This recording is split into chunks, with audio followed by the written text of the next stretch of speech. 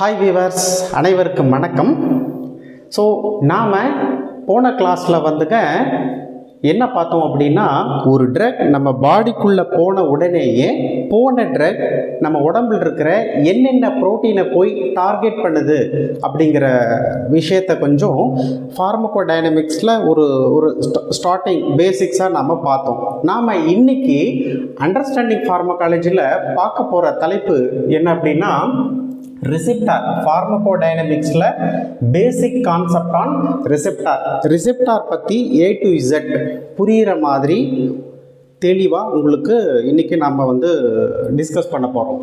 So இந்த understanding ஃபார்மகாலஜினுடைய இந்த சீரீஸ்னுடைய முக்கியமான ஒரு எய்ம் என்ன அப்படின்னா, இங்கே யாருமே ஃபார்மகாலஜி மெமரி பண்ணக்கூடாது. எல்லாருமே புரிஞ்சு தான் படிக்கணும். புரிஞ்சு படித்தா மட்டும்தான் நமக்கு லாங் டேர்மாக நம்ம மனசில் நிற்கும். ஆக்சுவலி ஃபார்மகாலஜியில் 2 விஷயம் நான் ஆல்ரெடி போன கிளாஸில் சொன்னது போல் 2 விஷயம் நாம் தெளிவாக படிக்கணும். அந்த ட்ரக் எப்படி வேலை செய்யுது, அதாவது மெக்கானிசம் ஆஃப் ஆக்ஷன்ஸ், மார்க்கெட்டில் இன்றைக்கி என்னென்ன ட்ரக்ஸ் இருக்குது, கிளாசிஃபிகேஷன்ஸ். ஸோ கிளாசிஃபிகேஷன்ஸ் நீங்கள் மெமரி பண்ணுறீங்க அப்படின்னா அது கண்டிப்பாக அந்த கிளாசிஃபிகேஷனில் இருக்கிற ட்ரக்ஸ் எப்படி வேலை செய்யுதுன்னு தெரியணும். இந்த 2 விஷயம் மட்டும் நல்லா புரிஞ்சுக்கிட்டிங்கன்னா போதும், நீங்கள் எந்த காம்படிட்டிவ் எக்ஸாமும் ஈஸியாக கிளியர் பண்ண முடியும். For example, medicines peoples MBBS முடிச்சுட்டு நீட் பிஜிக்காக ப்ரிப்பேர் பண்ணிகிட்ருக்கிற உங்களுக்கும், ஃபாரினில் MBBS கிராஜுவேட் முடிச்சுட்டு இந்தியாவில் FMG எக்ஸாம் எழுத போகிற உங்களுக்கும், அதே மாதிரி pharmacy graduate, drug inspector, medical recruitment board, அதுக்கப்புறம் GPAT இந்த மாதிரி காம்படிட்டிவ் எக்ஸாம் ப்ரிப்பேர் பண்ணுறதுக்கும், அதே போல் nursing and then some other health care professional, உங்கள் எல்லாருக்குமே இந்த அண்டர்ஸ்டாண்டிங் ஃபார்மகாலஜி சீரீஸ் ரொம்ப ஹெல்ப்ஃபுல்லாக இருக்கும். ஸோ இந்த வீடியோவை கடைசி வரைக்கும் பாருங்கள், ஸ்கிப் பண்ணாமல் பாருங்கள். அப்போ தான் ரிசெப்டார் பற்றின பேசிக் உங்களுக்கு தெரியும். ஸோ ரிசெப்டார்னா என்ன? ஸோ ஃபஸ்ட்டு ஒரே சிங்கிள் லைன் ரிசெப்டார். ஆக்சுவலிங்க அதுக்கு முன்னாடி ஒரு சின்ன விஷயம், நீங்கள் எங்கே போனாலும் உங்கள் செயலை நீங்கள் நல்ல தெளிவாக செய்யணும் அப்படின்னா, போகிற இடத்துல உங்களுக்கு ஒரு நல்ல ஒரு அணுகுமுறை, ஒரு ரிசப்ஷன் வேணும். அப்போ தான் நீங்கள் போன காரியம் அது முழுமையாக செய்ய முடியும்.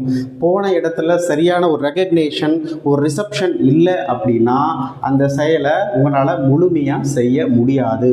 அதே போல தாங்க நாம் ஒரு ட்ரக் வெளியிலிருந்து உள்ள அனுப்புகிறோம் உடம்புல, அந்த ட்ரக் மாலிகுலை ஒரு சப்ஸ்டன்சஸ், ஏதாவது ஒரு சப்ஸ்டன்சஸ் அதை கரெக்டாக ரெகக்னைஸ் பண்ணி அதை ரிசப்ஷன் பண்ணி அதை ஒரு நல்ல அணுகுமுறை கொடுத்தா மட்டும்தான் அந்த போன ட்ரக் அது சக்ஸஸ்ஃபுல்லாக நமக்கு ஒரு குட் ஃபார்மகாலஜிக்கல் ஆக்ஷன் கிடைக்கும். அதே போல தான் இங்கே பாருங்கள், ஒரு ட்ரக் வெளியிலிருந்து கொடுக்குறோம், ரிசெப்டார் அதை ரிசெப்ட் பண்ணி அதை ரெகக்னைஸ் பண்ணி, ஓகேங்களா, அதை ஃபர்தராக நமக்கு ஒரு நல்ல பயாலஜிக்கல் ரெஸ்பான்ஸை கொடுக்குது. அதுதான் நம்ம ரிசெப்டார் அப்படின்னு சொல்கிறோம். ஸோ சிங்கிள் லைனில் ரிசெப்டார்னா என்ன அப்படின்னா, ரிசெப்டார் ஆர் மேக்ரோமாலிகுல்ஸ். மேக்ரோமாலிகுல்ஸ்னாவே உங்களுக்கு தெரியும், அது புரோட்டீன். கிட்டத்தட்ட என்சைமில் நம்ம படிச்சிருப்போம், all enzyme made up of என்னது protein, but not all protein are enzyme. அதே போலதாங்க கிட்டத்தட்ட almost all receptors are made up of protein. கிட்டத்தட்ட 100லிருந்து 80% ரிசெப்டார் எதனால் ஆனது அப்படின்னா அதுதான் என்னது macromolecule protein. The first concept. ரிசெப்டார்னா என்ன? It's made up of protein, it's a large molecules. அதனால தான் சுருக்கமாக நம்ம மேக்ரோமாலிகுல்ஸ் அப்படின்னு சொல்கிறோம். ஓகேங்களா. அடுத்த நெக்ஸ்ட் கான்செப்ட் எல்லாருக்குமே தெரியும், drug receptor or drug target. Drug எதை போய் டார்கெட் பண்ணுது? ரிசெப்டாரை போய் டார்கெட் பண்ணுது. அதுக்கப்புறம் தான் ரிசெப்டார் ஃபர்தராக பயாலஜிக்கல் ரெஸ்பான்ஸை ப்ரொடியூஸ் பண்ணுது. ஓகேங்களா. அதனால தான் சுருக்கமாக drug receptor or drug target. அது கூட ட்ரக் ரெண்டும் பைண்ட் ஆகுது. நமக்கு இங்கே ஒரு cellular response or systemic response or pharmacological response கிடைக்குது. ரொம்ப சிம்பிள். ஓகேங்களா. ஸோ இங்கே பாருங்கள், இன்னொரு பாயிண்ட்ஸ், இது first, second and then third points. Drug only alter rate or magnitude of intrinsic response. இங்கே இன்ட்ரின்சிக் ரெஸ்பான்ஸ்னா ஒன்றும் இல்லைங்க, ஃபார்மகாலஜிக்கல் ஆக்டிவிட்டி. ஃபார்மகாலஜிக்கல் ஆக்டிவிட்டி இங்கே நம்ம சொல்கிறது இன்ட்ரின்சிக் அப்படின்னா ஒன்றும் இல்லை, biological response or pharmacological response. Drug நம்ம உள்ள போன ட்ரக்ஸ் அது போயிட்டு எதுவும் புதுசாக ஒரு ஆக்டிவிட்டியை வந்து ப்ரொடியூஸ் பண்ணுறதில்லை. அது புதுசாக ஆக்டிவிட்டி ப்ரொடியூஸ் பண்ணுதுன்னா அது கண்டிப்பாக டாக்ஸிசிட்டி ஆர் அட்வர்ஸ் ட்ரக் ரியாக்ஷனாக தான் இருக்கும். பட் நம்ம ஒரு பர்பஸாக கொடுக்கக்கூடிய ட்ரக் அது போய் என்ன பண்ணும், ஏதோ ஒரு ஒரு புதுசாக ஒரு ரெஸ்பான்ஸை போய் கிரியேட் பண்ணுறதில்ல. அப்படி சப்போஸ் கிரியேட் பண்ணிச்சுன்னா அதுக்கு பேர் வந்து அன்டுவார்ட் ரியாக்ஷன்ஸ், தேவையில்லாத adverse drug reaction, side effect. அது போய் என்ன பண்ணும் அப்படின்னா just it alter rate or magnitude of intrinsic response. Already நம்ம உடம்புல ஒரு பயோகெமிக்கல் சப்ஸ்டன்சஸ் அதை இன்னொரு விதமாகவும் சொல்லலாம் எண்டோஜீனஸ் சப்ஸ்டன்சஸ். எண்டோஜீனஸ்னால் என்ன, நம்ம உடம்புலேயே உற்பத்தி ஆனதுக்கப்புறம் அதுக்கான ரெசெப்டாரில் போய் பட்டு நம்ம உடம்பில் இருக்கிற நார்மல் அந்த செல், அந்த பர்டிகுலர் செல் ஆர் டிஷ்யூவை வந்து மெயின்டைன் பண்ணுறதுக்காக ஒரு ஃபிசியாலஜி நடக்கும். அதுதான் பேசிக்ஸ். நம்ம உடம்பு எப்படி இயங்குது அப்படின்னா, நம்ம உடம்புல ஒரு சில பயோகெமிக்கல் அதாவது எண்டோஜீனஸ் சப்ஸ்டன்சஸ் வந்து ப்ரொடியூஸ் ஆகுது. அது போய் அதனுடைய பர்டிகுலர் ஸ்பெசிஃபிக்காக அதனுடைய ரெசெப்டாரில் போய் பட்டு நமக்கு வந்து ஒரு குட் ஃபிசியாலஜிக்கல் ரெஸ்பான்ஸ் வந்து கிடைக்கிது. இது நார்மல். இதில் ஏதாவது சேஞ்சஸ் ஆச்சுன்னா மட்டும்தான் அதுக்கு பேர் என்னது, அப்நார்மல் ரெஸ்பான்ஸ், அதாவது டிசீஸ் அப்படின்னு சொல்லுவோம். நம்ம கொடுத்த ட்ரக் வேற போய் எதுவுமே பண்ணாது. ஸோ ஆல்ரெடி செஞ்சுட்டு இருக்கிற விஷயத்த rate it's alter only rate or magnitude of intrinsic response. ஒன்று ஆல்ரெடி ஒரு நார்மல் ஃபிசியாலஜி போயிட்டு இருக்கும், அதை போய் ஒன்று இன்க்ரீஸ் பண்ணலாம் அல்லது டிக்ரீஸ் பண்ணலாம். அதுதான் நம்மளுடைய நோக்கம். அந்த ட்ரக்குடைய நோக்கமே அதுதான். அது போய் புதுசாக எந்த ரெஸ்பான்ஸையும் ப்ரொடியூஸ் பண்ணாது. அப்படி பண்ணிச்சுன்னா அதுக்கு பேர் வந்து ஏதாவது வேறு ரியாக்ஷன்ஸ் கொடுக்குதுன்னு அர்த்தம். ஓகேங்களா? ஸோ இது வந்து அடுத்த கான்செப்ட். காமனாக இந்த ரெசெப்டார்ஸ் வந்து எங்கே இருக்கும், ஒரு சில புக்ஸில் வந்து ரெசெப்டார் கிளாசிஃபிகேஷன்ஸில் வந்து அதனுடைய லொக்கேஷனை பேஸ் பண்ணி அதனுடைய சைட்டை பேஸ் பண்ணி கிளாஸிஃபை பண்ணியிருப்பாங்க. அதையும் நாம் இதில் கவர் பண்ணலாம். காமனாக ரெசெப்டார் எங்கே இருக்கும் அப்படின்னா, மெஜாரிட்டி ஆஃப் த ரெசெப்டார்ஸ், நிறைய ரெசெப்டார்ஸ் எங்கே இருக்கும் அப்படின்னா மேஜராக செல் சர்ஃபேஸில் தாங்க இருக்கும். செல் சர்ஃபேஸில் தான் இருக்கும். ஏன் செல் சர்ஃபேஸில் இருக்கணும்? ஸோ நம்ம கொடுக்கக்கூடிய எல்லா ட்ரக்கும், இது ஒரு செல்னு வச்சுக்கோங்களேன், இது ஒரு செல், இது வந்து தான் செல் மெம்பரன். நம்ம கொடுக்கக்கூடிய எல்லா ட்ரக்ஸும் வந்து செல்லுக்குள்ளே என்டர் ஆகுமா அப்படிங்கிறது வந்து கொஷனபிள். புரியுதுங்களா? ஏன் அப்படின்னா நம்ம கொடுக்கக்கூடிய நிறைய drug due to any reasons, for example அது வந்து லார்ஜ் மாலிகுலராக இருக்கலாம், அதோட molecular size and molecular weight வந்து அதிகமாக இருக்கலாம், அதனால செல் மெம்பரேனுக்குள்ளே போகாமல் இருக்கலாம். ஓகேங்களா? அதே மாதிரி அது பெப்டைட்னா that is large molecules, proteins. Peptide வந்து ஈஸியாக செல் மெம்பரேனுக்குள்ளே என்டர் ஆகாது.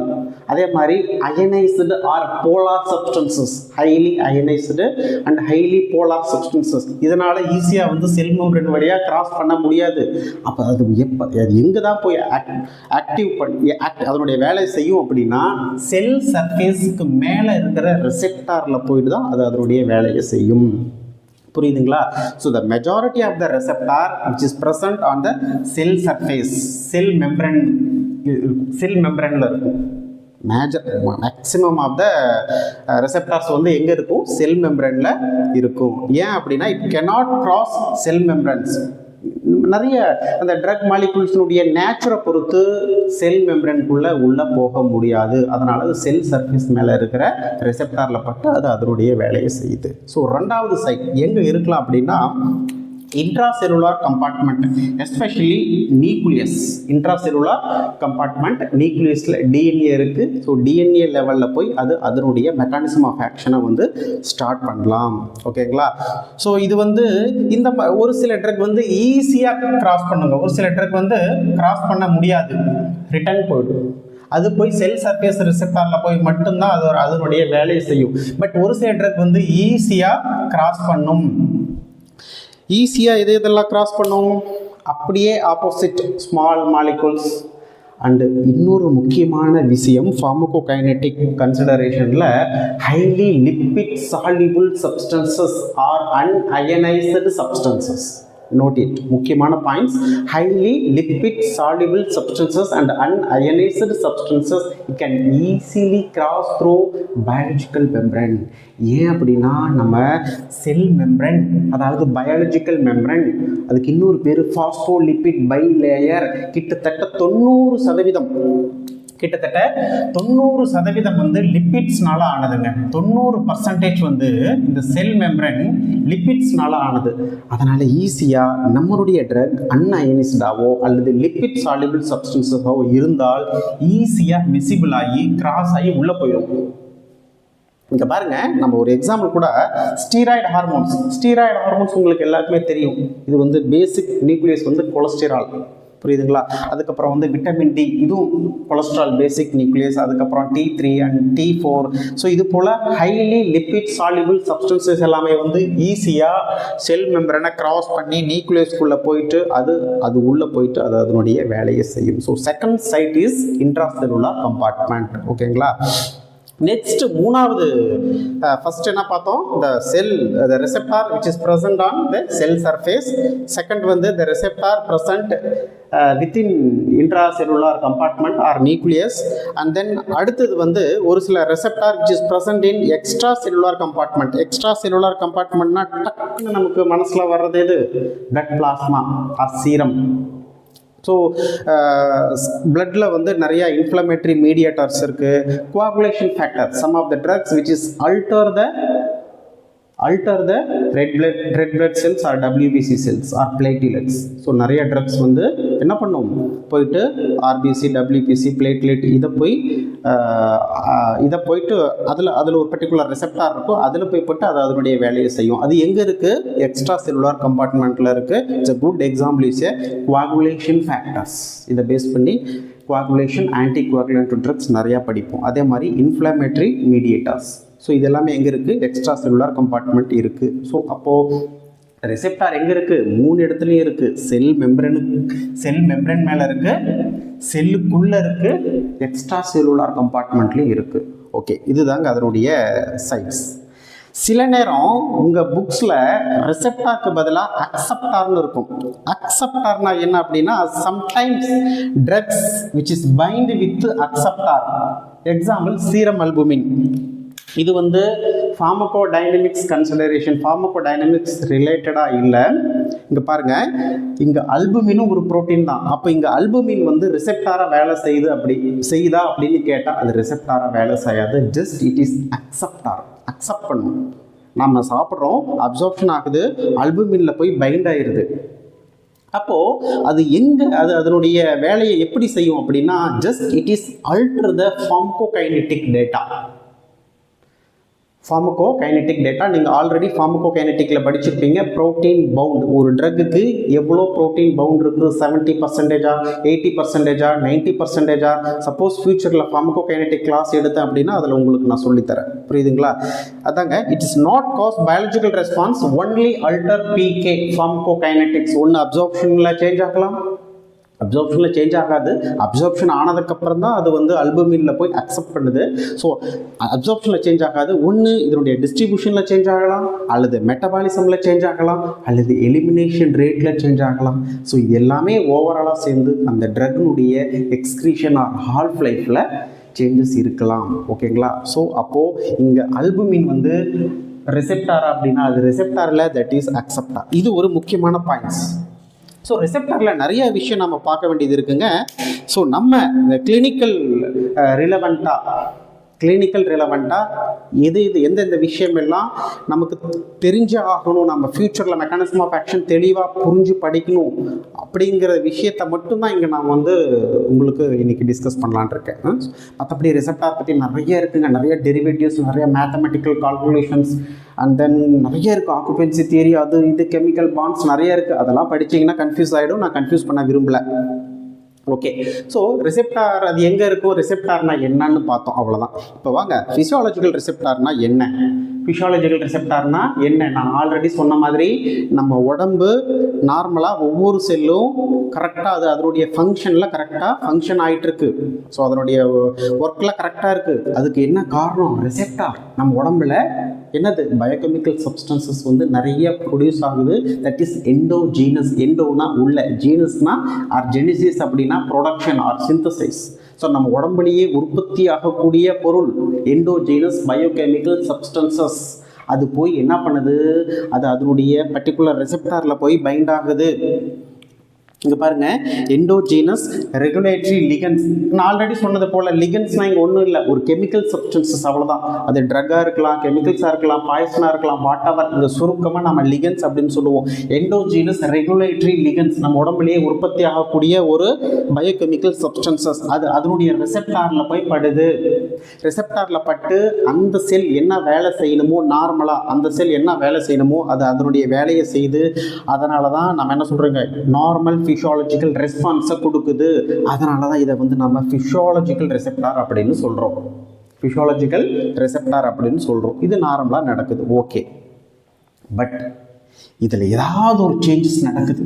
இந்த எண்டோஜினஸ் ரெகுலேட்டரி லிகன்ஸ் ஒன்று சிந்தசைஸ் கம்மியாக இருக்குது, அல்லது செக்ரீஷன்ஸ் அதிகமாக இருக்குது, அல்லது சிந்தசைஸ் ஆகுது, செக்ரீஷன் ஆகுது, பட் ரெசெப்டாரில் போயிட்டு சரியான ரெகக்னேஷன் இல்லை. பட் அதனுடைய ரெசெப்டாரே அங்கே வந்து ஜெனட்டிக்லி வந்து அந்த இடத்துல இல்லை. So due to any reason காமனாக எங்கே அப்படின்னா எண்டோஜினஸ் ரெகுலேட்டரி லிகன்ஸில் வந்து சேஞ்சஸ் நடக்கும். அங்கே ஏதாவது சேஞ்சஸ் நடக்குது அப்படின்னா which is alter in normal physiological response. நார்மலாக ஃபிசியாலஜியை வந்து அல்டர் பண்ணுது. அதை தான் என்ன சொல்கிறோம், pathology or pathophysiology or disease அப்படின்னு சொல்கிறோம். புரியுதுங்களா நான் சொல்கிறது? ஸ்டெப்பாக நல்லா கவனிங்க. ஸோ இப்போது நார்மல் ஃபிசியாலஜி இங்கே நடக்கலை, இதில் ஏதாவது ஒரு சேஞ்சஸ் நடக்குது. நம்ம உடம்புல உற்பத்தி ஆகக்கூடிய பயோகெமிக்கல் சப்ஸ்டன்சஸ் ஏதாவது ஒரு சின்ன சேஞ்சஸ் நடக்குது. அப்போது நார்மல் ஃபிசியாலஜிக்கல் ரெஸ்பான்ஸ் வந்து அல்டர் ஆகுது. அப்போது அந்த இடத்துல வந்து டிசீஸ் ஸ்டார்ட் ஆகுது. இதுக்காக நம்ம என்ன பண்ணுறோம், வெளியிலிருந்து ஏதாவது ஒன்று கொடுத்து அந்த டிசீஸை வந்து க்யூர் பண்ணுறோம். அதுக்காக நம்ம ஃபஸ்ட்டு டார்கெட்டை பார்க்குறோம். இந்த டிசீஸ், இந்த ஃபிசியாலஜி ஃபங்க்ஷன் ஆகிறதுக்கு என்ன ரெசெப்டார். அப்போ எந்த ட்ரக் நம்ம வெளியிலிருந்து கொடுத்தா அந்த ரெசெப்டாரை போயிட்டு பைண்ட் ஆகும். அது பைண்ட் ஆனதுக்கப்புறம் என்னது, அந்த டிசீஸை போய் மாடிஃபை பண்ணும், அந்த டிசீஸை போய் க்யூர் பண்ணும் அப்படின்ட்டு நிறைய ட்ரக் டிஸ்கவரி இண்டஸ்ட்ரியில் வந்து நிறைய நியூ ட்ரக் மாலிகுல்ஸ் வந்து கண்டுபிடிச்சிட்டாங்க. அதை தான் நம்ம என்ன சொல்கிறோம், சிம்பிளாக இங்கே எகோனிஸ்ட் அப்படின்னு சொல்கிறோம். எகோனிஸ்ட் வெளியிலிருந்து கொடுக்குறோம். உள்ள உற்பத்தி ஆகக்கூடிய பொருள் சரியில்லை, உற்பத்தியே ஆகலை, அல்லது அதிகமாக உற்பத்தி ஆகுது, ஏதோ ஒன்று சேஞ்சஸ் நடக்குது, அங்கே டிசீஸ் நடக்குது. அதை வந்து நாம் வெளியிலிருந்து ஒரு ட்ரக்கை கொடுக்குறோம்.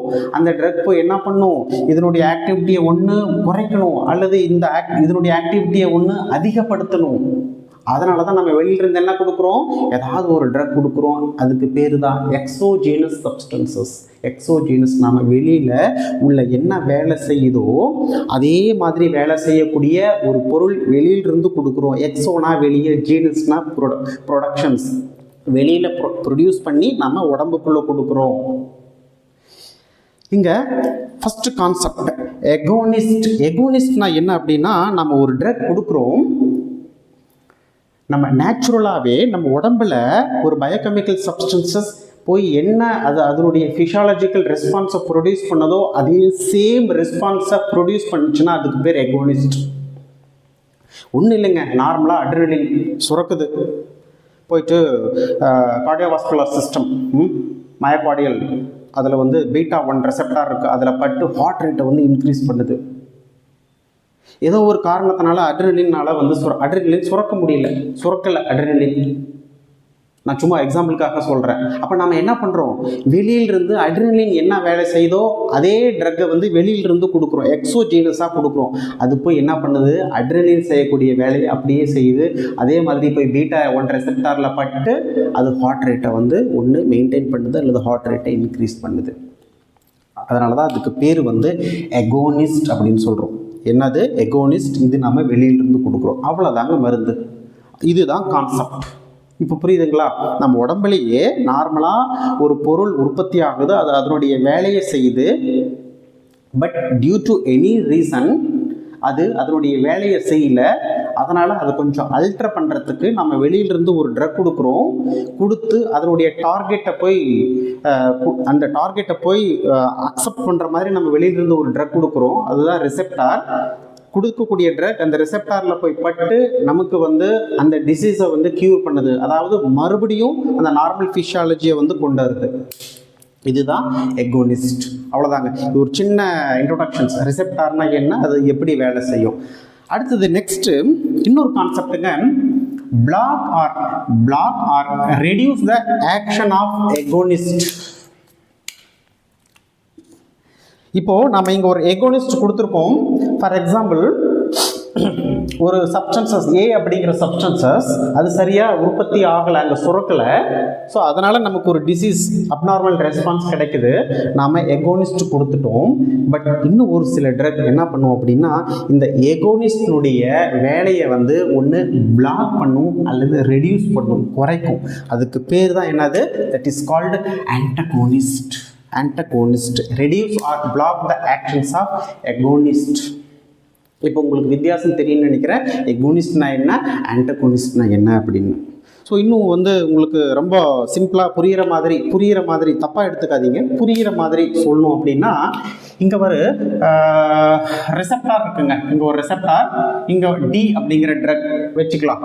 இந்த டி அப்படிங்கிற ட்ரக் ரிசெப்டாரில் போய் பட்டு நமக்கு வந்து ஒரு ரெஸ்பான்ஸ் கிடைக்குது, ஒரு பயாலஜிக்கல் ரெஸ்பான்ஸ் ஆர் ஒரு ஃபார்மகாலஜிக்கல் ஆக்ஷன்ஸ் வந்து கிடைக்குதுன்னு வச்சுக்கோங்களேன். புதுசாக இன்னொரு ட்ரக், சம்மதமே இல்லாத ஒரு ட்ரக் வருது. அந்த ட்ரக் பேர் வந்து ஏன்னு வச்சுக்கோங்களேன், ஏ. இந்த ஏ என்ன பண்ணும், இந்த டி அப்படிங்கிற ட்ரக்னுடைய ஆக்ஷனை வந்து என்ன பண்ணும், ஒன்று பிளாக் பண்ணும் அல்லது குறைக்கும்.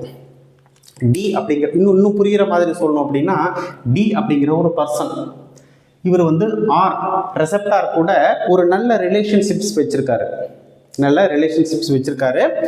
இந்த டி எப்போ வந்தாலும் ஆர் என்ன பண்ணும், அப்படியே வரவேற்று அது அதனுடைய ரெஸ்பான்ஸை கொடுக்கும். பட் புதுசாக ஏ அப்படிங்கிற ஒரு பர்சன் வராரு. அவர் டியோட கம்பேர் பண்ணும்போது நல்ல வெல்த்தியாக நல்லா இருக்காரு. உங்களுக்கு புரியும்னு நினைக்கிறேன், நல்லா இருக்காரு. இது என்ன பண்ணும், ஏ அப்படி நல்ல வெல்த்தியாக இருக்காரு.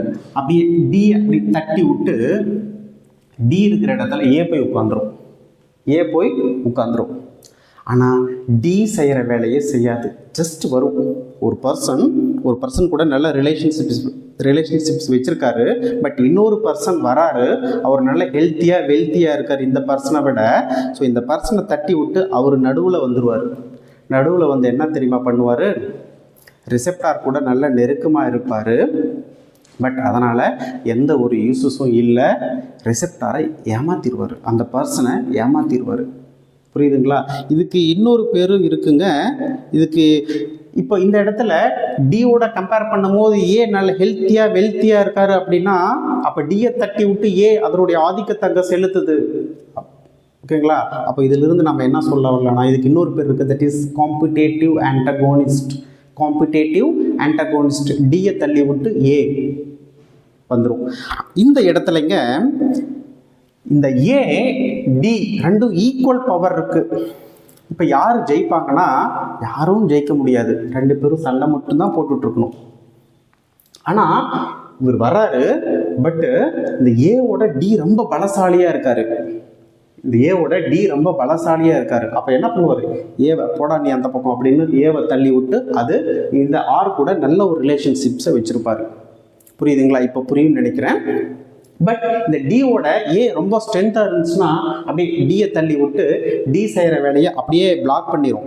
ஆர் கூட நல்ல ஒரு ரிலேஷன்ஷிப்ஸ் வச்சுக்கும், ஆர் கூட நல்ல ஒரு அஃபினிட்டி இருக்கும். நெக்ஸ்ட் வர்றேன், ஆர் கூட ஒரு நல்ல இன்ட்ராக்ஷன், ஒரு அஃபினிட்டி இருக்கும். பட் ஏ டி செய்யக்கூடிய வேலையை அது செய்யாது.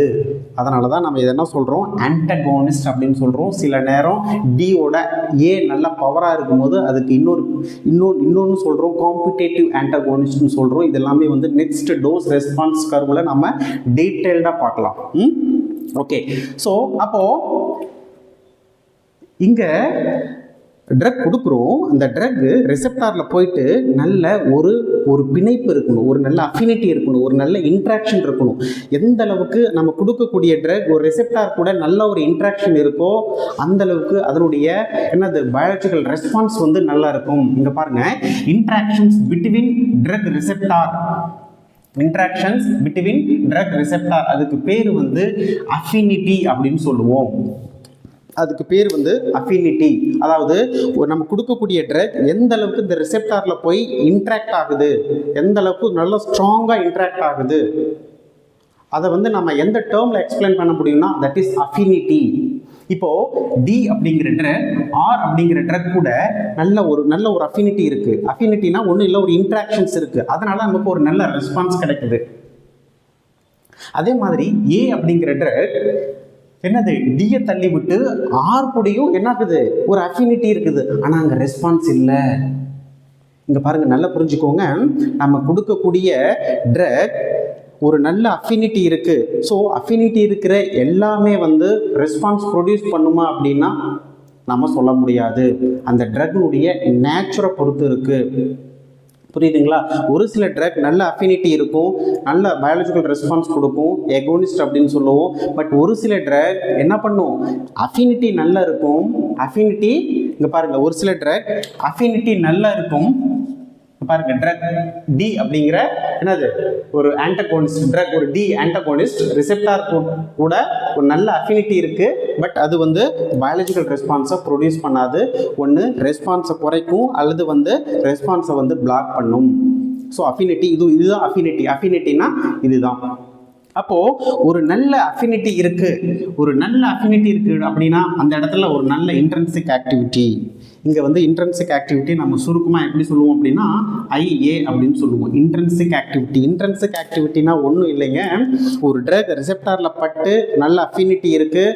ஸோ அதனுடைய பயாலஜிக்கல் ரெஸ்பான்ஸ், ஃபார்மகாலஜிக்கல் ரெஸ்பான்ஸ்னு சொல்லிட்டு இருப்பேன்ல, அதுதான் வந்து ஒரு நல்ல டெக்னிக்கல் டேர்மில் இங்கே வந்து நான் என்ன சொல்கிறேன், இன்ட்ரின்சிக் ஆக்டிவிட்டி அப்படின்னு சொல்கிறேன். அதுக்கு இன்னொரு பேர் வந்து ஃபார்மகாலஜிக்கல் ரெஸ்பான்ஸ்.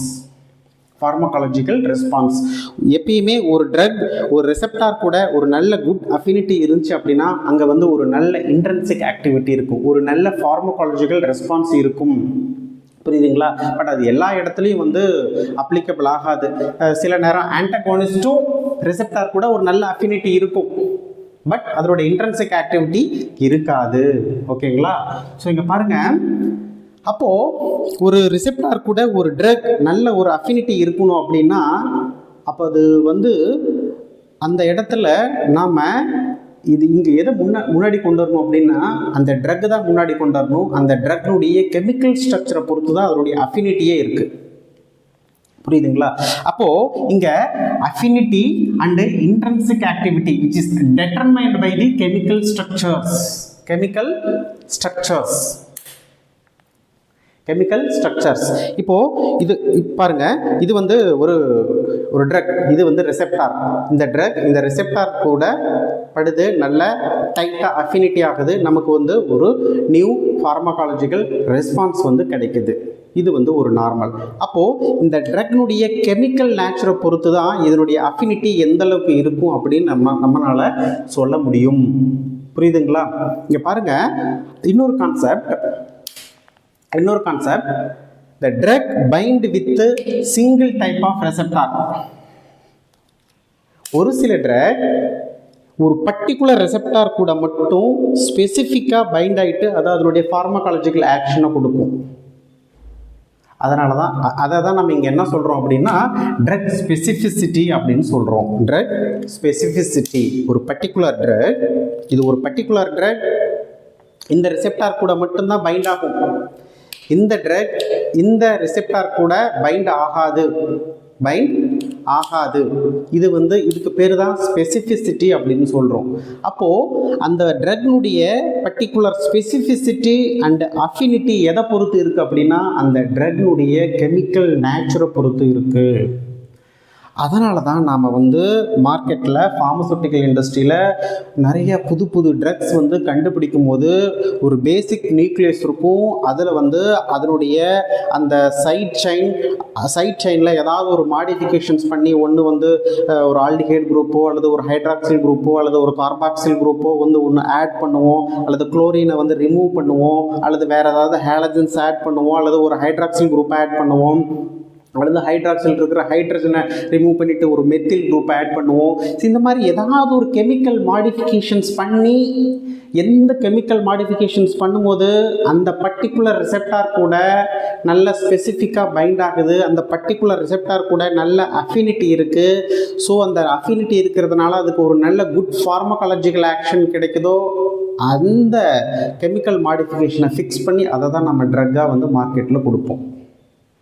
இங்கே ரொம்ப முக்கியமானது, இங்கே பாருங்கள், பெரும்பாலும் ஒரு பர்டிகுலர் ட்ரக் ஒரு பர்டிகுலர் ஸ்பெசிஃபிக் ரிசெப்டார் கூட மட்டும் பைண்ட் ஆகும்போது அந்த இடத்துல வந்துங்க ஒரு நல்ல குட் ஃபார்மகாலஜிக்கல் ஆக்ஷன்ஸ் வந்து கிடைக்கும்.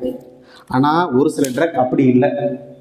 உடம்புல இருக்கிற எல்லா ரிசெப்டார் கூடயும் பைண்ட் ஆகும், எல்லா ரிசெப்டார் கூடயும் அஃபினிட்டி இருக்கும். ஆனால் அதனுடைய ஃபார்மகாலஜிக்கல் ஆக்ஷன்ஸ் வந்து ஒரு ஸ்பெசிஃபிக் ரிசெப்டார் உட்கார்ற அளவுக்கு இருக்காது. இங்கே பாருங்கள், இந்த ப்ராட் ஸ்பெசிஃபிசிட்டி அப்படின்னு சொல்லுவோம். நம்ம உடம்புல இருக்கிற கிட்டத்தட்ட எல்லா டைப் ஆஃப் ரெசெப்டார்ஸ் நெக்ஸ்ட் படிக்கலாம், classifications of or types of receptor படிக்கலாம். ஸோ எல்லா டைப் ஆஃப் ரெசெப்டார்லேயும் போய் பைண்ட் ஆகும். அப்போ அங்கே என்ன சிக்கல் அப்படின்னா, ஒன்று அதனால் ஃபார்மகாலஜிக்கல் ஆக்ஷனும் கொடுக்க முடியாது. இந்த மாதிரி நிறைய தேவையில்லாத ரிசெப்டாரில் உட்கார்றதுனால அது வந்து ஒரு அட்வர்ஸ் ட்ரக் ரியாக்ஷனை புதுசாக ப்ரொடியூஸ் பண்ணும். உங்களுக்கு புரியும்னு நினைக்கிறேன் நான் சொல்கிறது. அப்போது ஸ்பெசிஃபிசிட்டி ரொம்ப இம்பார்ட்டண்ட், அஃபினிட்டி ரொம்ப இம்பார்ட்டண்ட். அஃபினிட்டினா ஒரு ட்ரக் ரிசெப்டார் கூட நல்ல பைண்ட் ஆகுது, ஒரு நல்ல இன்ட்ராக்ஷன் இருக்குது, ஒரு நல்ல ஃபார்மகாலஜிக்கல் ஆக்ஷன் கிடைக்குது. அதே மாதிரி ஒரு நல்ல ஃபார்மகாலஜிக்கல் ஆக்ஷன் கிடைக்கணும்னா அந்த ஒரு பர்டிகுலர் ட்ரக் ஒரு பர்டிகுலர் ரிசெப்டாரில் ஸ்பெசிஃபிக்காக போய் பைண்ட் ஆகுது, அது ஒரு நல்ல குட் ஃபார்மகாலஜிக்கல் ஆக்ஷன் கிடைக்குது. பட் ஒரு சில ட்ரக் என்னது, ப்ராட் ஸ்பெசிஃபிசிட்டி ட்ரக் என்ன பண்ணும், நிறைய டைப் ஆஃப் ரெசெப்டாரில் கூட போய் பைண்ட் ஆகிட்டு நமக்கு நமக்கு வந்து ஒரு டார்கெட் ஃபார்மகாலஜிக்கல் ஆக்ஷனும் கிடைக்காது.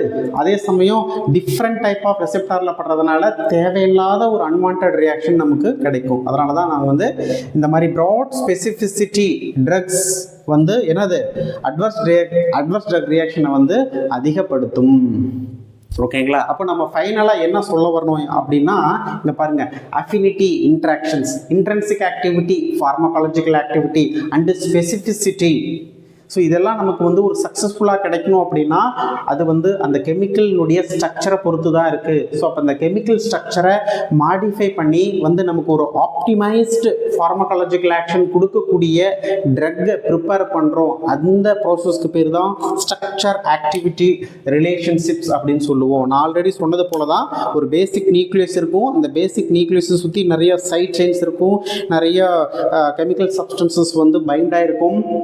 ஓகேங்களா? குளோரின் ஆட் பண்ணுவோம், ஆக்டிவிட்டி எப்படி இருக்குது, ரைட், இது சுமாராக இருக்குது. ஸோ குளோரின் எடுத்துரு, மெத்தில் ஆட் பண்ணுறோம், ஆக்டிவிட்டி எப்படி இருக்குது, குளோரின் ஆட் பண்ணுற குளோரினை விட அங்கே ஹைட்ராக்சில் குரூப் அல்லது மெத்தில் குரூப் ஆட் பண்ணால் ஒரு நல்ல குட் அஃபினிட்டி, ஒரு நல்ல குட் இன்ட்ரென்சிக் ஆக்டிவிட்டி, ஒரு நல்ல ஹை ஸ்பெசிஃபிசிட்டி இருக்குது. அப்போ இதையே ஃபிக்ஸ் பண்ணு. அப்போ இதுதான் ட்ரக். இந்த ஸ்டடிக்கு பேர் தான் structure activity relationship. So structure change பண்ண அதனுடைய ஆக்டிவிட்டி ரிலேஷன்ஷிப்ஸ் எப்படி இருக்குது அப்படிங்கிறது பார்க்குறது தான் SAR அப்படின்னு சொல்கிறோம். ஓகேங்களா? ஸோ இங்கே பாருங்கள், காமனாக ஒரு ட்ரக் ரெசெப்டார் கூட போயிட்டு பைண்ட் ஆகுது. அப்போ அந்த ரிசெப்டார் வந்து ஆக்டிவ் ஸ்டேட்டுக்கு வந்துடுது. ஸோ நார்மலாக இன்ஆக்டிவ், இங்கே பாருங்கள், இதுதான் ரிசெப்டார், இது வந்து இன்ஆக்டிவ் ஸ்டேட், ஆக்டிவ் ஸ்டேட். இது போய் ஒரு ட்ரக் கூட பைண்ட் ஆகும்போது இங்கே பாருங்கள், இந்த ரிசெப்டார் என்ன ஆகுது, ஆக்டிவ் ஸ்டேட்டுக்கு வந்துடுது. இது வந்து ஆக்டிவ் ஸ்டேட்டுக்கு வந்துடுது. இங்கே பாருங்கள், drug receptor which is bind it forming drug receptor complex. Now here receptor is in active state. பெரும்பாலும் it is a reversible bind. ட்ரக்கும் ரிசெப்டாரும் பைண்ட் ஆகும், ட்ரக் ரிசெப்டார் காம்ப்ளெக்ஸ் ஃபார்ம் பண்ணுது. இங்கே வந்து ஒரு நல்ல வந்து ஆர் வந்து ஆக்டிவ் ஆயிடுது, ரிசெப்டார் ஆக்டிவ் ஆயிடுது, நமக்கு ஒரு பயாலஜிக்கல் ரெஸ்பான்ஸ் வந்து கிடைக்குது. இது நார்மல். இங்கே பெரும்பாலான ட்ரக்ஸ் வந்து என்னது, இட்ஸ் ஏ ரிவர்சிபிள். என்னது, மறுபடியும் என்னாகும், ட்ரக் தனியாக ரிசெப்டார் தனியாக பிரிஞ்சிரும் கிட்டத்தட்ட. பட் ஒரு சில இந்த ஆன்டி கேன்சர் ட்ரக்ஸ்லாம் பார்த்தீங்க அப்படின்னா இட்ஸ் இர்ரிவர்சிபிள் பைண்ட்.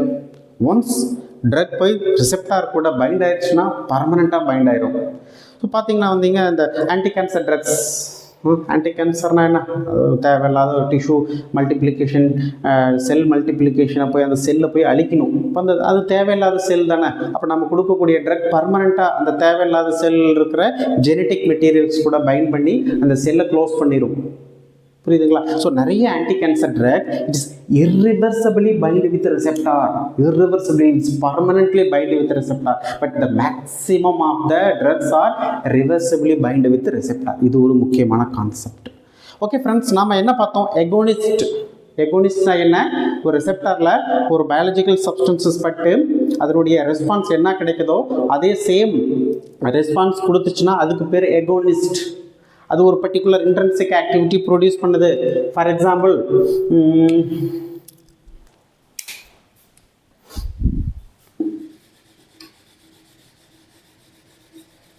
இங்க பாருங்க, ஒரு இன்ட்ரின்சிக் ஆக்டிவிட்டி -1 to 0 to +1, இதுதான் அதனுடைய இன்ட்ரின்சிக் ஆக்டிவிட்டின்னு வச்சுக்கோங்களேன். ஒரு ட்ரக் கொடுக்குறோம், அதனுடைய ஃபார்மகாலஜிக்கல் ஆக்டிவிட்டி நெகட்டிவ்லிருந்து 0, 0லிருந்து +1ன்னு வச்சுக்கோங்களேன். இங்கே எகோனிஸ்ட் அப்படின்னா அதனுடைய இன்ட்ரின்சிக் ஆக்டிவிட்டி வந்து +1ல் இருக்கும். எகோனிஸ்ட்னா அதனுடைய இன்ட்ரின்சிக் ஆக்டிவிட்டி +1, புரியுதுங்களா? இங்க ஆன்டகோனிஸ்ட்னா அதனுடைய இன்ட்ரின்சிக் ஆக்டிவிட்டி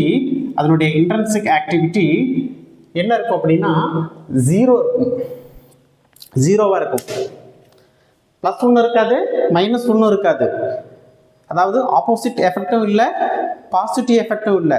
பாசிட்டிவ் எஃபெக்டை பிளாக் பண்ணும் அல்லது ரெடியூஸ் பண்ணிடும். ஸோ இப்போ +1ல இருந்து ரெடியூஸ் பண்ணும், அதனால அது பேர் வந்து 0. அப்போ இங்க ஆன்டகோனிஸ்டுடைய இன்ட்ரின்சிக் ஆக்டிவிட்டி இங்க என்னது? 0. புரியுதுங்களா? இது ரொம்ப முக்கியம், கிளினிக்கல் பாயிண்ட் ஆஃப் வியூல ரொம்ப இம்பார்ட்டன்ஸ். ஸோ எப்படினாலும் கொஸ்டின்ஸ் கேட்கலாம். ஸோ அப்போ ஏகோனிஸ்டுடைய இன்ட்ரின்சிக் ஆக்டிவிட்டி +1, ஆன்டகோனிஸ்டுடைய இன்ட்ரின்சிக் ஆக்டிவிட்டி 0. இன்னும் ஒரு சில டேர்ம்ஸ் இருக்குதுங்க, தட் இஸ் கால்டு, நிறைய ஆன்டகோனிஸ்ட்லேயே நிறைய டைப் ஆஃப் இருக்கு.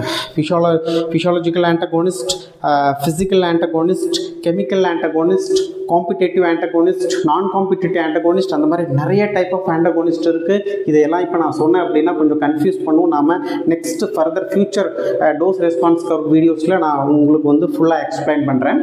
பட் இருந்தாலும் இப்போது எகோனிஸ்ட் ஆன்டகோனிஸ்ட் சொல்லிட்டேன். இந்த பார்ஷியல் இன்வெர்ஸ் ஆகோனிஸ்ட்னா என்னன்னு தெரிஞ்சுக்கோங்க. கண்டிப்பாக இது ரொம்ப இந்த இடத்துல நான் சொல்ல வேண்டிய விஷயம்தான். இங்கே பாருங்க, எகோனிஸ்ட் பார்த்தோம், ஆன்டகோனிஸ்ட் பார்த்தோம், இன்ட்ரின்சிக் ஆக்டிவிட்டி பார்த்தோம், ட்ரக் ஸ்பெசிஃபிசிட்டினா என்ன, அஃபினிட்டினா என்ன, இது எல்லாமே பார்த்தோம். இது என்ன? அது பார்ஷியல் ஏகோனிஸ்ட், பேர்லேயே இருக்கு. பார்ஷியல் ஏகோனிஸ்ட்னா என்ன அப்படின்னா, ஒரு ட்ரக் ரிசெப்டாரில் கூட போய் பட்டு அது ஃபுல் ஏகோனிஸ்ட் கொடுக்காது. இந்த ஏகோனிஸ்ட் கொஞ்சம் குறைச்சி it will produced sub-maximum pharmacological ரெஸ்பான்ஸை ப்ரொடியூஸ் பண்ணும். சப்-மேக்சிமம் ஃபார்மகாலஜிக்கல் ரெஸ்பான்ஸை வந்து இங்கே ப்ரொடியூஸ் பண்ணும். இங்கே பாருங்கள், நம்ம ஏகோனிஸ்ட்டுக்கு +1ன்னு சொன்னோம். பட் இந்த பார்ஷியல் ஏகோனிஸ்ட்டுக்கு இன்ட்ரின்சிக் ஆக்டிவிட்டி 0 to 1 அந்த லிமிட்டை நம்ம சொல்கிறோம். 0 to +1, +1 கூட இருக்கலாம், அல்லது +0.9 கூட இருக்கலாம், +0.8 கூட இருக்கலாம், +0.6 கூட இருக்கலாம். ஸோ அப்போது அதனுடைய இன்டர்வல்ஸ் 0 to 1 வரைக்கும் இருக்கலாம். இங்கே இன்னொரு ரொம்ப இன்ட்ரெஸ்டான ஒரு விஷயம் என்ன அப்படின்னாங்க, இந்த பார்ஷியல் ஏகோனிஸ்ட் ட்ரக் இந்த ப்ரெசன்ஸ் ஆஃப் ஏகோனிஸ்ட் ஆல்ரெடி நம்ம உடம்புல ஏதாவது ஒரு ஏகோனிஸ்ட் இருக்குது அப்படின்னா அதை வந்து என்ன பண்ணும், அந்த ஏகோனிஸ்டினுடைய ஆக்டிவிட்டியை வந்து குறைக்கும். இந்த ஏகோனிஸ்டினுடைய ஆக்டிவிட்டி வந்து குறைக்கும். கண்டிப்பாக உங்களுக்கு புரிஞ்சிருக்காது, மறுபடியும் சொல்கிறேன், இன்னும் புரிகிற மாதிரி சொல்கிறேனே உங்களுக்கு. இப்போது அட்ரினலின், நார் அட்ரினலின் நம்ம உடம்புல சுரக்குது. சுரந்து என்ன பண்ணுது, ஹார்ட் ரேட்டை வந்து இன்க்ரீஸ் பண்ணுது. இப்போ நம்ம வந்து பார்ஷியல் ஏகோனிஸ்ட் கொடுக்குறோம். இது என்ன பண்ணணும்னா, அட்ரினலின், நார் அட்ரினலின் கிட்டத்தட்ட அதே சேம் வேலை. என்னது? பார்ஷியல் ஏகோனிஸ்ட். இது போய் என்ன பண்ணணும்னா, அட்ரினலின், நார் அட்ரினலின் இங்கே ஏகோனிஸ்டாக வேலை செய்யுது. அப்போ அட்ரினலின், நார் அட்ரினலின் இருக்கும்போது அட்ரினலின், நார் அட்ரினலினுடைய ஆக்டிவிட்டியை வந்து குறைச்சிரும். அட்ரினலின், நார் அட்ரினலின் வேலை செய்ய விடாது, ஹார்ட் ரேட்டு இன்க்ரீஸ் பண்ண விடாது. அட்ரினலின், நார் அட்ரினலின் இருந்தால் மட்டும்தான் அது என்ன பண்ணும், அட்ரினலின், நார் அட்ரினலின் வேலையை செய்யவே விடாது. அப்போது அட்ரினலின், நார் அட்ரினலினுடைய ஃபார்மகாலஜிக்கல் ரெஸ்பான்ஸ் குறையுதா? அதே சமயம் இந்த ஆப்சன்ஸ் ஆஃப் ஏகோனிஸ்ட், அட்ரினலின், நார் அட்ரினலின் அங்கே கம்ப்ளீட்டாக வந்து செக்ரேட் ஆகலை அப்படின்னா அது போயிட்டு அங்கே எகோனிஸ்ட் வேலையை செய்யும். அதாவது அட்ரினலின் நாரட்ரினலின் என்ன வேலை செய்யுதோ அது அந்த வேலையை செய்யும். இந்த இடத்துல ஹார்ட் ரேட்டை இன்க்ரீஸ் பண்ணிவிடும். புரியும் நினைக்கிறேன் இப்போ உங்களுக்கு. இந்த options of agonist it will produce agonist effect but less than in the agonist. Adrenaline noradrenaline என்ன வேலை செய்யணுமோ அந்த வேலையை செய்யும். அட்ரினலின் நாரட்ரினலின் இல்லை அப்படின்னா மட்டும்தான் அட்ரினலின் நாரட்ரினலின் என்ன வேலை செய்தோ அந்த வேலையை செய்யும். இந்த ஹார்ட் ரேட்டை இன்க்ரீஸ் பண்ணும். பட் அட்ரினலின் செய்கிற வேலையை விட கம்மியாக செய்யும். அதனால தான் இதுக்கு பேர் வந்து பார்ஷியல் எகோனிஸ்ட். இதுக்கு நிறைய எக்ஸாம்பிள் இருக்குது. நான் எக்ஸாம்பிள் இங்கே சொல்லி வந்து கன்ஃபியூஸ் பண்ண விரும்பல. புரியுதுங்களா? ஒரு பெஸ்ட்டு பீட்டா பிளாக்கர் எக்ஸாம்பிள் வந்து இருக்குது. இப்போ புரியும் நினைக்கிறேன். அப்போது பார்ஷியல் ஏகோனிஸ்ட்னா என்ன?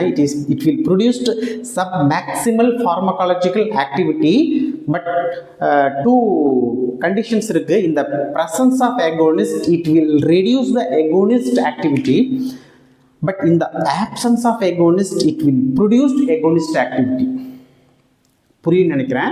அட்ரினலின் நாரட்ரினலின் இருக்கும்போது அட்ரினலின் நாரட்ரினலினுடைய ஆக்டிவிட்டியை குறைச்சிரும், ஹார்ட் ரேட்டை இன்க்ரீஸ் பண்ண விடாது. இன்னொரு கண்டிஷன், அட்ரினலின் நாரட்ரினலின் அந்த இடத்துல சுத்தமாக இல்லை அப்படின்னா அட்ரினலின் நாரட்ரினலின் என்ன வேலை செய்யுதோ அந்த வேலையை செய்யும். பட் அட்ரினலின் செய்கிற வேலையை விட கம்மியாக செய்யும். அதனால தான் இதுக்கு பேர் வந்து பார்ஷியல் ஏகோனிஸ்ட். இதனுடைய இன்ட்ரின்சிக் ஆக்டிவிட்டி ரேஞ்ச் வந்து 0 to +1. ஏகோனிஸ்ட்டுக்கு +1, ஆன்டகோனிஸ்ட்டுக்கு ஜஸ்ட் 0. புரியுதுங்களா? Next inverse ஏகோனிஸ்ட். ஏகோனிஸ்ட்டுக்கு அப்படியே opposite. It will produced opposite effect. அப்போது இன்வர்ஸ் ஏகோனிஸ்ட் எல்லாமே ஆன்டகோனிஸ்டா சார்? இல்லை. இங்கே இன்ட்ரின்சிக் ஆக்டிவிட்டி நான் என்ன கொடுத்துருக்கேன் அப்படின்னா நெகட்டிவில் கொடுத்துருக்கேன். இங்கே சில நேரம் -1 இருக்கலாம். இன்ட்ரின்சிக் ஆக்டிவிட்டி என்ன இருக்கலாம்? -1 இருக்கலாம். பட் இங்கே ஆன்டகோனிஸ்டோட இன்ட்ரின்சிக் ஆக்டிவிட்டி 0. ஆன்டகோனிஸ்ட் ஒரு ஏகோனிஸ்டினுடைய ஏகோனிஸ்ட் செய்கிற வேலையை ஜஸ்ட் பிளாக் தான் பண்ணும், ஜஸ்ட் ரெடியூஸ் பண்ணும் அல்லது பிளாக் பண்ணும். இந்த இன்வர்ஸ் ஏகோனிஸ்ட் போய் என்ன பண்ணும்? ஏகோனிஸ்ட் என்ன வேலை செய்யுதோ அதுக்கு அப்படியே ஆப்போசிட் வேலை செய்யும். ஃபார் எக்ஸாம்பிள், அட்ரினலின் சுரக்குது, ஹார்ட் ரேட் இன்க்ரீஸ் பண்ணுது. பட் இந்த இன்வர்ஸ் ஏகோனிஸ்ட் போய் என்ன பண்ணும்? ஹார்ட் ரேட் இன்க்ரீஸ் பண்ணுறதுக்கு பதிலாக அட்ரினலை தள்ளி விட்டு ஹார்ட் ரேட்டை டிக்ரீஸ் பண்ணிவிடும். அப்போ அதனுடைய இன்ட்ரின்சிக் ஆக்டிவிட்டி நெகட்டிவில் போகும். அதுதான் -1. ஓகே ஃப்ரெண்ட்ஸ், உங்களுக்கு புரிஞ்சிருக்குன்னு நினைக்கிறேன். ரிசெப்டார்னா என்ன, பேசிக்ஸாக அது எங்கெங்கெல்லாம் ப்ரெசென்ட் ஆகிருக்கும். ஸோ இந்த ரிசெப்டாரை வச்சு இன்றைக்கி என்ன டெக்னிக்கல் டேர்ம்ஸ் வந்து நம்ம பார்த்தோம். எகோனிஸ்ட்னா என்னன்னு பார்த்தோம், ஆன்டகோனிஸ்ட்னா என்னன்னு பார்த்தோம், அஃபினிட்டினா என்னன்னு பார்த்தோம், இன்ட்ரின்சிக் ஆக்டிவிட்டினா என்னன்னு பார்த்தோம், அதே மாதிரி ட்ரக் ஸ்பெசிஃபிசிட்டினா என்னன்னு பார்த்தோம், அதே மாதிரி ஸ்ட்ரக்சர் ஆக்டிவிட்டி ரிலேஷன்ஷிப்ஸ்னா என்னன்னு பார்த்தோம், பார்ஷியல் ஏகோனிஸ்ட்னா என்னன்னு பார்த்தோம், இன்வர்ஸ் ஏகோனிஸ்ட்னா என்னன்னு பார்த்தோம். ஸோ இன்றைக்கி இந்த ரிசெப்டார் பற்றி பேசிக்ஸாக ஒரு ஐடியா தெரிஞ்சிருக்குன்னு நினைக்கிறேன், புரிஞ்சிருக்குன்னு நினைக்கிறேன். இன்னும் ரிசெப்டாரில் டிஸ்கஸ் பண்ண வேண்டியது நிறைய விஷயம் இருக்குது. மேத்தமெட்டிக்கல் டெரிவேட்டிவ்ஸ் நிறைய இருக்குது. இப்போ ஆரம்பிச்சுன்னா கண்டிப்பாக கன்ஃபியூஸ் பண்ணும். ஸோ அதனால் நம்ம நெக்ஸ்ட் வீடியோவில் type of or classifications of receptor பார்க்கலாம். ஃபார்மகாலஜியை புரிஞ்சு படிக்கலாம். தேங்க்யூ.